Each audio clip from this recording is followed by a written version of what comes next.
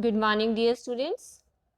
Today we will continue with our chapter 13, Transmitting Knowledge.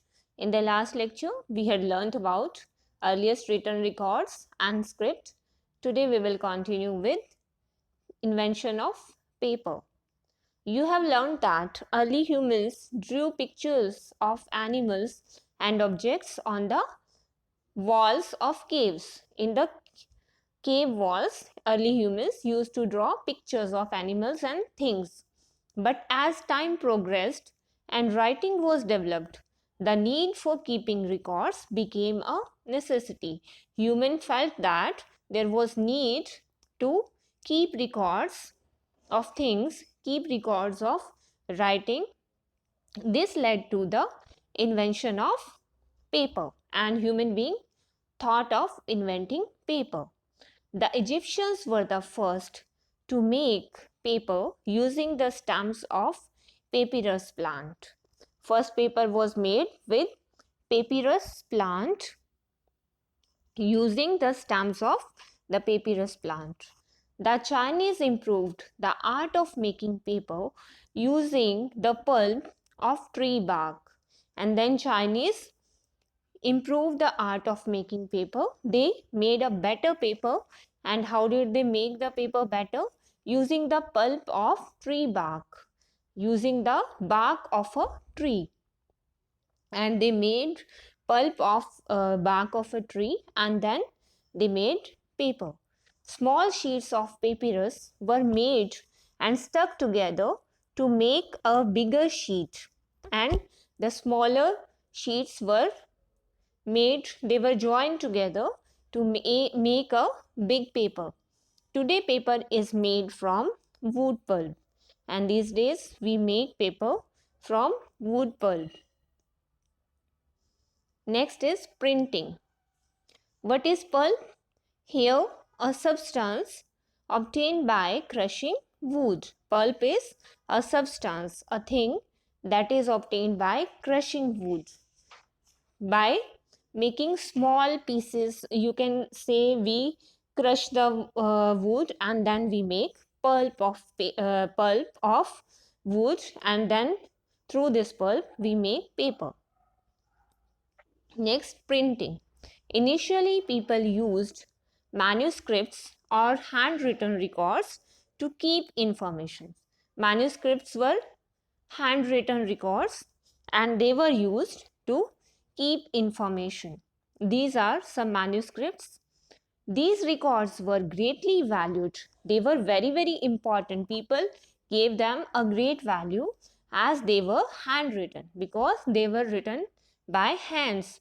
They were copied and written by hand again to make more copies. Like these days, if you want the same content, you have a photocopy. But at that time, if two people or more than one people needed the same thing, what was done? The things were written again and again on the paper. So only limited copies were available. Very few people were able to buy these books, and these books were bought by very few people. Printing was first introduced to the world by the Chinese. First of all, printing was introduced by Chinese people. They cut patterns on wood blocks, dipped these blocks in the ink, and pressed them on paper to get the impression of the patterns. Means they used to do block printing. Impression means the mark made on a surface such as paper when an object is pressed on it. You can say it was like a stamp. You must have seen the stamps on your answer sheets, and there are many more things. We do stamp printing, we do stamp art also. So at that time the printing was done block printing, but this method was difficult and did not become very popular. This Chinese method did not become very popular because it was quite difficult. Nearly 1,000 years later, in the 15th century, Johannes Gutenberg invented the first printing press in Germany. After 1,000 years. In the 15th century, Johannes Gutenberg, a German, invented the first printing press. The first printing press looked like this, and it was invented in Germany. The invention of the printing press made the production of many copies of books possible, and now, because of the printing press, human could make many copies of the same book. Earlier, if somebody needed the same book, it was written by hand again and again, but now many copies of the same book were possible to make. Books could be made available to more people, and now it was possible to make the same book available for many people. Did you know the first book to be printed on Gutenberg's printing press was the Bible? It was known as Gutenberg Bible, and the first book to be printed was Bible itself. Origin of numbers. Early humans were hunters and gatherers. They used to hunt and they used to gather things for living a life.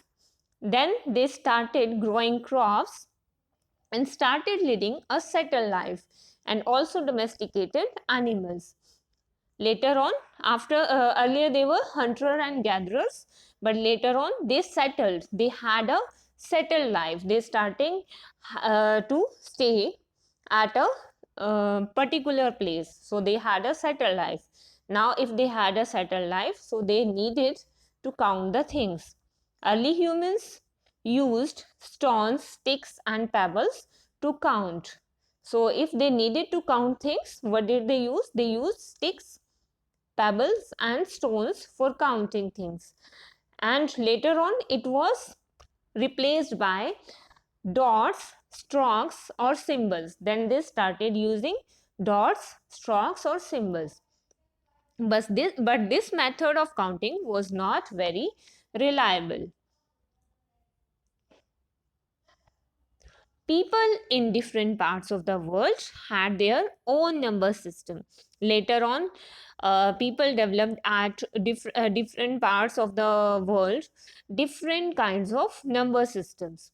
Indians made a very significant there were different kind of number system, and Indians made a very significant contribution by giving the world the concept of zero or shunya.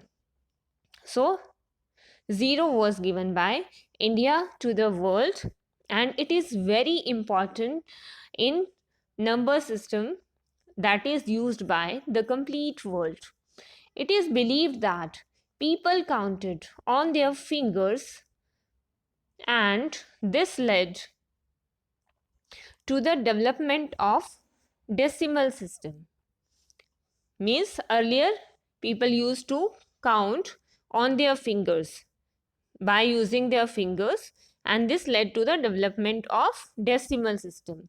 Decimal system was invented.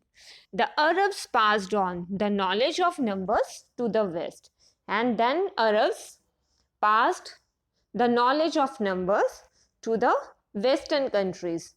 Today, this number system is used all over the world, and it is known as Hindu-Arabic numeral system. So today, the number system which is used by the complete world, it was passed by Arabs to the Western countries, and these days the complete world uses this number system.